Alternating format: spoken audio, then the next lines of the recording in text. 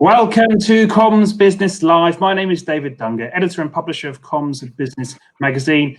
Today I have with me two gentlemen, two Pauls actually, Mr. Paul Billingham from Knight Corporate Finance and Paul Harrison of Evolve IP. Welcome to the show, guys. How are you doing today? Yeah, very good, thank you. Yeah, good afternoon. Yeah, all good, David. Good afternoon. Thank you. Excellent. Okay, for those viewers who might not be aware of your businesses, Mr. Billingham, give us a little intro to Knight and what you guys do. Yeah, Knight Corporate Finance, we're a boutique corporate finance advisor focused exclusively on the telecoms and technology sector, and we advise business owners, entrepreneurs on either strategy, funding, M&A or an exit planning, those four things. And I think we've done 3 out of 4 of those for Paul over the years. So good link into Paul there. Very good. Thanks, Paul. Yeah, so Paul Harrison, so we're Evolve IP. So we're basically born in the cloud, hosted UC provider on a global basis. So we're American owned, corporated in America. But 2 years ago, they bought the Voice Factory in the UK, which I was part of. And here we are with Evolve IP today. So it's been a good journey, but we target a business market, hosted UC to the business market. And in UK, we work through partners to deliver the solutions to the market. Excellent. Okay, so today we want to focus on earnouts, why they're important, some of the, maybe misconceptions around earnouts. And of course, moving forwards, how earnouts can play a part in the deals of the next sort of year or so in a sort of post-COVID environment. So, Paul Billingham, can you maybe give us a bit of background? First of all, what is an earnout, and why do people use them? Yeah, so earnouts are normally an element of the transaction that incentivize founders in particular to maybe be retained within the business that they're selling. So although even in an earnout you sell 100% of the business, there is additional consideration available dependent on performance over the next either 3, 6, 12, 18 or 24 months traditionally. And they're partly there to allow founders, vendors to enjoy potential upside that they could get from the business, but also to allow, for buyers to make sure the business is handed over in a sort of smooth way and make sure that they're providing, they're not losing value because suddenly with the founders leaving or anything that suddenly the business sort of drops in performance. So it's there for the benefit of both parties, to be honest. Yeah, sure. What are those associated risks, I guess, with an earnout? Yeah, so a lot of people are concerned about earnouts in that they feel that once they've lost effective control of their business when they sell it, that they won't be able to perform in their normal way and won't be able to deliver the earnout that they think they could deliver if they're operating the business independently. But the way you structure an earnout, you make sure that you've got the right what are called vendor protections in the business, and that allows the business to operate within certain boundaries in the way it operated pre-deal. And it's there to, so vendors, are not suddenly going to be inhibited from continuing good, strong performance. And buyers, have to operate within a certain manner to ensure that they don't sort of frustrate the ability of the vendors to hit their earnout. And actually, the way the good deals are structured are, if someone does very well with their earnout, it benefits both parties because obviously it means the vendors have got a higher level of consideration, and then the buyers themselves are picking up a business with a much higher run rate of EBITDA, usually as it's mentioned, usually on EBITDA, and they're picking up a business that's bigger than when they first bought it. So clearly the structure of the earnout is sort of crucial to make sure both parties get what they're looking for moving forwards. Is it often these things go wrong? Are you seeing that ever, or not really?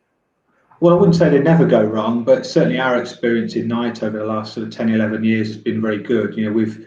I think most of our deals have an earnout attached to them, and we make sure that both the sellers in particular fully understand what an earnout means, and also we make sure they get the right level of protections in the sale and purchase agreement to allow them to deliver the earnout. And actually, even further back than that, When I was at Opal Telecom, we were acquired by Carphone Warehouse. We had a 2-year earnout as it was then, and we did really well out of it, and all parties benefited. And actually, probably the best deals we did when we were part of Carphone Warehouse, when we acquired other companies, companies like EcoCool, they were on an earnout, and they went very well as well. And often they would say the best transactions we did, because you get a business and it continues to operate and continues to grow. And certainly, I think that's been Paul's experience when they sold the Voice Factory. Yeah. Okay. Well, let's go to Paul Harrison. Your big deal with the Voice Factory a little while ago now to Evolve IP. Tell us, talk us through that deal. What happened there? Well, we started up the Voice Factory, and the aim was to build a business and probably have an exit strategy at the end of it. Through the years of running the Voice Factory, probably asked on many occasions, when's the right time to sell? Are you going to sell your business? And I don't think there was ever really a right time to sell, because you're so focused on the business, and at any point within the business, you're going to have a 2 or 3 year business plan, and that business plan is going to get you to where you want to get to, and then there'd be to get you further on again, right? So when someone comes along and is interested in acquiring you, you sort of decide, is it worth the business value right now is X. But actually, the business value, if we do the 3 year business plan or 2 years business plan, the business value could be Y. And I think the earnout was part of that. But we actually decided it was the right time to sell, because they took on board our business plan. We wrapped that into an earnout. So in fact, the value of the business was what we wanted 2 to 3 years down the line. But today, as long as we hit the earnout, so I think that made sense for us. We were confident in our business plan. We didn't rewrite the business plan. We didn't have to change it. They adopted what our targets were, and it worked really well. And yeah, so it's a good timing. And I think as long as you can build that earnout and projection into your business plan, it works out. Okay, so I mean, looking back on this earnout period, I mean, how's it been? Any regrets there? Would you done anything differently, or how's it been for you? Well, I've learned how to spell EBITDA, which has been a focus. I think everyone working for me in the Voice Factory or Evolve has been sick of the word EBITDA. But, we've been focused. Yeah, we have been focused. We've been laser focused. I think as a business, it's been great. And the good thing is, like Paul was saying, the goods and bads, we still have to run the business. They cannot come in and take over and affect how we run the business, because we're on an earnout. So we just got on with it, and we just made the decisions and made it happen. In fact, we decided to rebrand to Evolve IP at our own pace. It wasn't driven by Evolve to do that. And we got told to, nothing basically to control the business. So that was really good. So once everybody really got on board with that and got on board what the focus was and what the targets were, it worked out really well. And yeah, it's been successful. It was a bit, it gets you focused. It gets you really understanding how a business is operating. And obviously you're contributing to an overall number now, not just your number in the business that's acquired you.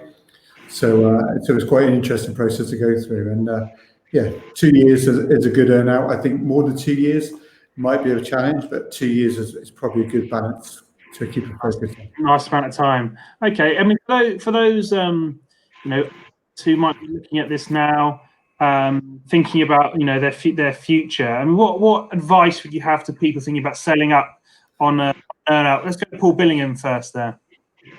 I think it would be firstly understand your options and talk it through with someone. What is it?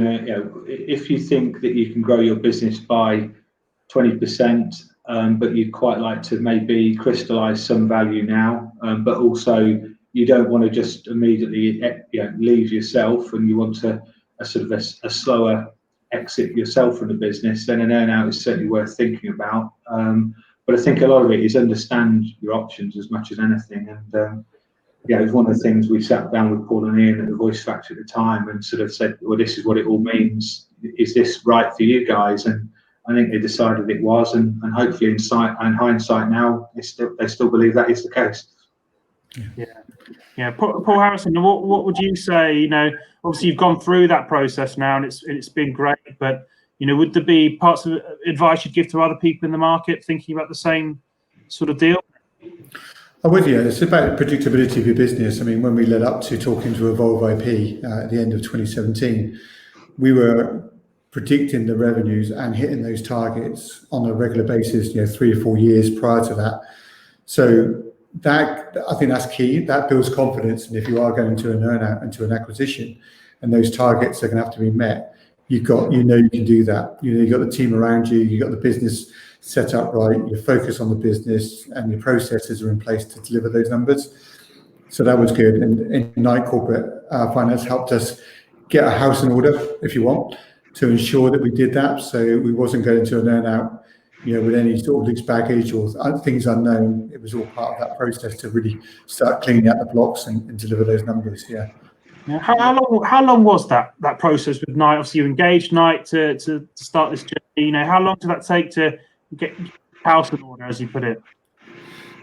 I think it was meant to be about a 90-day process, but I think we completed in about 82 days, Paul, wasn't it, in the end? Yeah, the actual process itself was pretty quick, but we've been working with the Voice Factory for a couple of years leading up to the exit, and then the opportunity came along, but the actual process itself, because we'd spent so much time with the guys, leading up to that moment when Evolve IP approached them, then they were in good shape and we could move very quickly on the transaction.